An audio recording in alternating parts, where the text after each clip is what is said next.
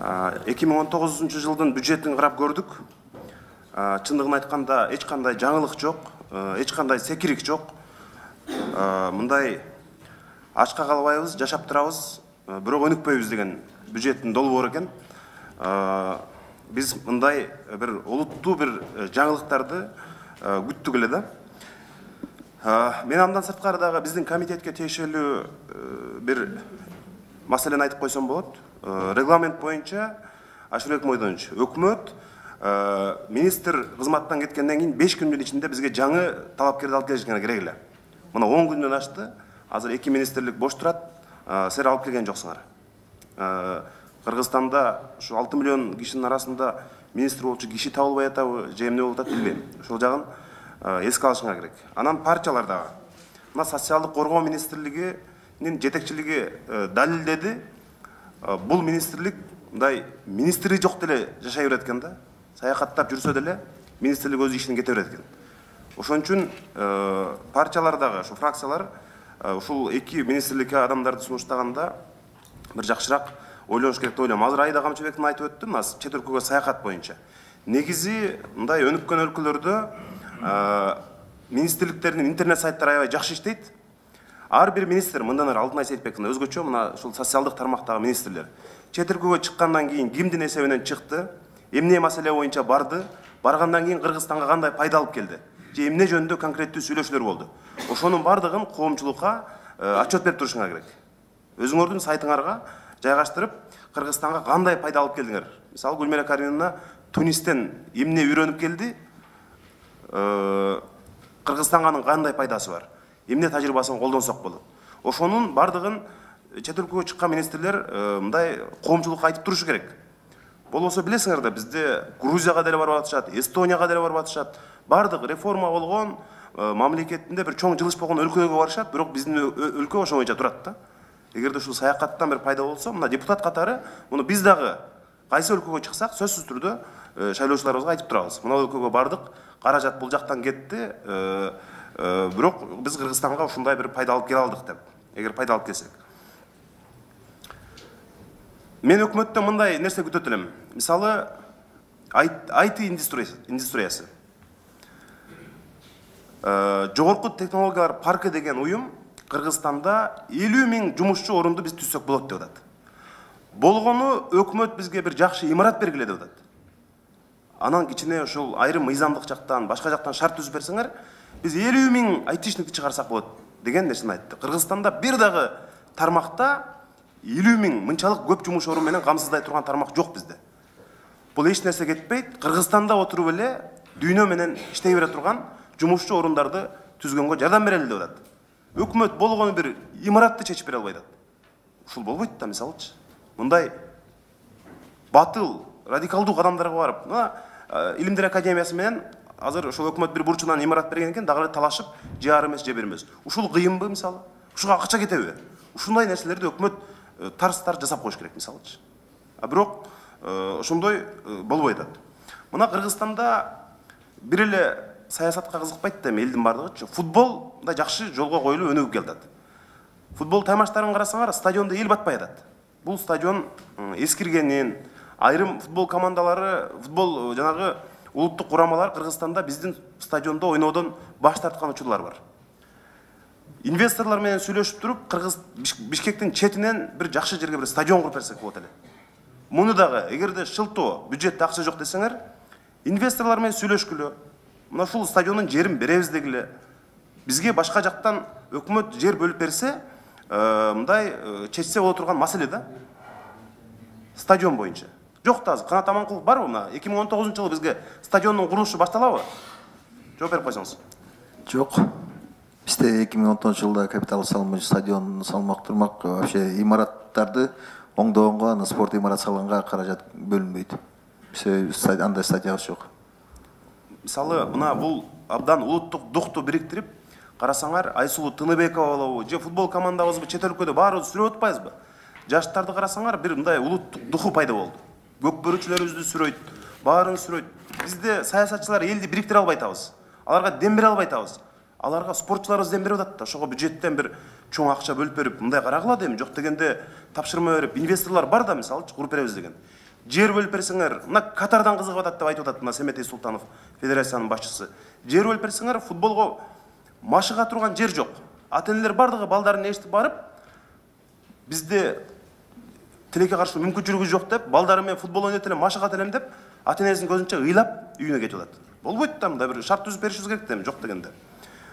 Бул экинчиден, мына ипотекалык кредит боюнча 3000ден ашуун жараныбыз ипотекалык үй менен камсыз болду. Бул шайлоо алдындагы биздин негизги программаларыбыздын бири болчу. Бул дагы каражаттын жоктугуна байланыштуу азыр токтоп турат. Мугалимдерге, врачтарга ошол үй менен камсыз кылууда пайызы төмөн, бирок узак жылдык мөөнөт менен кредит беребиз дегенбиз мисалы. Ошого дагы акча жок. Ошону дагы эске алсаңар, болбосо жеке менчик мамлекеттик жанагы кызматташтык деп коет, КЧП. Ошол менен сүйлөшүп туруп, бир чечкиндүү кадамга барып, жерлерди бөлүп берип туруп, жеке менчик курулуш компаниялар менен сүйлөшүп туруп, ушул жерге моунча үй түшүрөсүң, сенин пайдаң мынча деп туруп, мамлекет жанагы электр энергиясын берүүдө, суу берүүдө, башка жактан өкмөт көмөк көрсөтсө, алар куруп бермек да. Миңдеген жарандарыбыз үйлүү болуп калмак. Ошого окшогон бир жаңылык алып келсеңер, мыйзамдык жактан болсо парламент колдоп бермекпиз да. А биз өзүбүз ошондой шарт түзөлү деп мыйзам сунуштасак, өкмөттөн жанагы акча жок деген жооптор келиши мүмкүн. Ошон үчүн мындай анан жанагы мектептер боюнча бизге эми көп албетте барсак ошол жөлөк пулду айтышат, башканы айтышат. Мектептердин курулушу боюнча дагы мына мен сиздерге азыр айтып берем. Же биз мындан кийин мектептерди карайбыз да, мындан кийин караганда айтайын, анда мектептер боюнча дагы башталып курулушу бүтпөй аткан. Негизи ушундай бир чоң-чоң жаңылыктар. Эми ал мектеп, бала бакчанын курулушу, менин айылымдагы көпүрөнү оңдоп берип кой деген маселелер ал өзүнөн өзү кете берет. Чечилет. Бирок өкмөт азыр бюджетте экономикабыз жакшы эмес мисалы. Азыр экономикада өсүш дагы мындай темпи азайды, Албек Алович. Туурабы? Же бизде азыр кандай болуп атат азыр? Экономиканын өсүү темпи кандай бизде азыр мындай? 9 айдын жыйынтыгы менен биз жана минустан плюска чыктык. Азыр экономика министрлиги тагыраак айтып берип койсо, жылына 1,9 айдын жыйынтыгы менен 1,2% болду. Азыр Кумтордагы өзүнүн баягы графигине жетип, жылдык планын аткарабыз деп атышат. Эгер аны аткарса, анда 2,8%га чейин өсөт деген биздин болжолдор бар. Анан жанагы ипотека боюнча биз 2018ге дагы 500 миллион азыр кошумча акча каражатын таап бөлүп берген атабыз. Бул биринчиден, экинчиден 8%дан 7%га мунун эмесин түшүрүп атабыз. Футбол боюнча азыр өкмөттө карап атат, күнү өзүңүз да катышып укпадыңыз беле? Стадион боюнча. Түшкөн сунуштарды участок боюнча бул өкмөттө каралат бул маселе. Чоң рахмат. Эми мен ушунча мына өкмөттө дайыма өсүш деген эме келет да бизгечи. Анан эми ошо Кудай тилегиңерди берсин, эми өссөк жакшы болот эле ошо.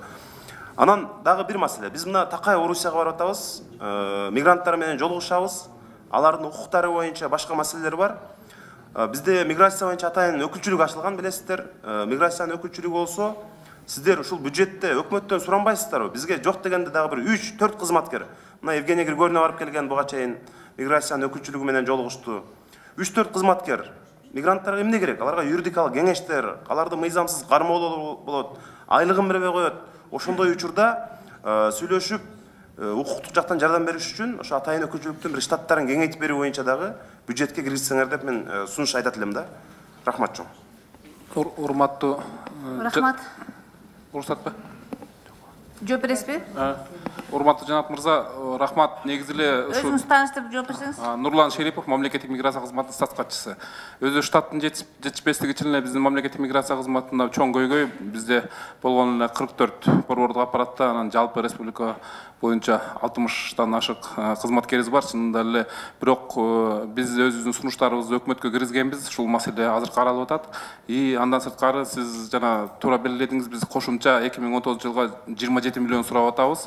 Ошол сиз айткандай ошол өкүлчүлүктөрдүн ижарасын чоңойтуу боюнча биринчиден, экинчиден жанагы Алай районунун Сары Могол айыл өкмөтүндө биздин Афганистандагы мекендештерибизге үй куруп берүү максатында дагы. Жанар Ошону жакшы эстеттиңиз. Менен буга чейин миграция кызматы Алтынай Сейитбековна дагы билет. Ауганстандан жанагы убактылуу балдарына билим алуу үчүн келген жарандарыбызды өкмөт таштап койбош керек. Сөзсүз түрдө. Мына Нарында жашап атышат. Нарындын элине дагы рахмат, абдан каралашып атышат, колунан келген жардам берип атат. Ошол чын эле Адылбек Алайшевич, Сары Моголго жанагы 2 кабаттуу Ауганстандан келген, көчүп келген кыргыздарга убактылуу курулушка бюджет каралдыбы? Аларга ошол турак жай куруп берүү боюнча Алай районунун Сары Могол айылына. Азыр алар Нарында квартиралап жашап атышат да. Жок, ал каралган жок. Жанат мырза, урматтуу депутаттар, сиздер колдоп берсеңиздер, ушул биз 2019 жылга ушул 20 миллионду сурап атабыз. Ошол 2 кабаттуу бардык шарты менен Сары Могол айыл өкмөтүндө биз Сары Могол айыл өкмөтүнүн чечими менен жерди алдык. Ошол жерге ошол 20 миллионго ошол бардык шарты менен биздин мекендештерге үй куруу максатында. Анда урматтуу Гүлхан Сакеновна, урматтуу өкмөттүн мүчөлөрү, ушул Ауганстандан көчүп келген убактылуу балдарын Нарында билим алып аткан биздин боордошторубузга турак жай куруп берүү үчүн мен да конкреттүү сунушту айтып атам. 20 миллион акча каражатын биз комитеттин чечимине киргизип коелу. Акчаны сурайлы. Анткени алар бизге жакынсырап ушул жерден балдарыбыз билим алса, ошол деп келип атышат. Жакшы ниет менен. Алар азыр Батирде турушат, Нарындачы. Мен эч кимге мындай нааразы эмесмин. Карабай атасыңар, башка деп аткан жокмун. Болгону дагы шартын жакшыртып берсек. 20 миллион кошумча бюджетке биз сурайлы азыр. Бул сөзсүз турак жай курулуш керек. Анткени мен өткөндө парламенттин жыйынында дагы айткам, дагы 5-6 үй бүлө келебиз деп атат. Анан эгерде булар Кыргызстанга келип, биздин биякта боордошторубуз бизге көңүл эле бурбайт экен, батирлеп жүрөбүз, жашаганга үйүбүз жок, дыйканчылык кылайын десек жерибиз жок десе, ал жакталар келбейт. Кыргызстандын жөнүндө, Кыргызстандын өкмөтү жөнүндө кандай ойдо калат аларчы? Бизге акча каражатын ушу болбогон 20 миллион үчүн биз Ауганстандагы кыргыздарды мындай көңүлүн, назарын калтырабыз. Ошон үчүн ушул каражатты сөзсүз түрдө таап койсоңор деп сунуш айтылат. Комитеттин чечимине киргизип койсок, рахмат. Рахмат. Гүлхан Сакеновна, кечиресиз, мен жооп берип койсом болобу? Жана академия менен парк высоких технологий жөнүндө сөз болуп кетпедиби? Жанар Кубанычевич, 1 январдан баштап, мына келерки жылдын биз ошо парк высоких технологий менен, мен биякта отурам, биякта келишим түзүп атабыз. 700 квадрат жер берилет. Эми бул жерде ар тияктан да бияктан да кетти. Анткени ал парк высоких технологиянын дирекциясы дагы алмашып, анан дагы мындай нерсе бар экен да, парк высоких технологий дирекциясы эле бул мамлекеттик уюм орган экен да, ал эми резиденттердин баары коммерческий уюмдар. Ошо законунду дагы тууралаш керек болуп атат. Ошон үчүн кичине кечигип калды. Анан 1 январдан баштап келишим түзүлдү. Рахмат.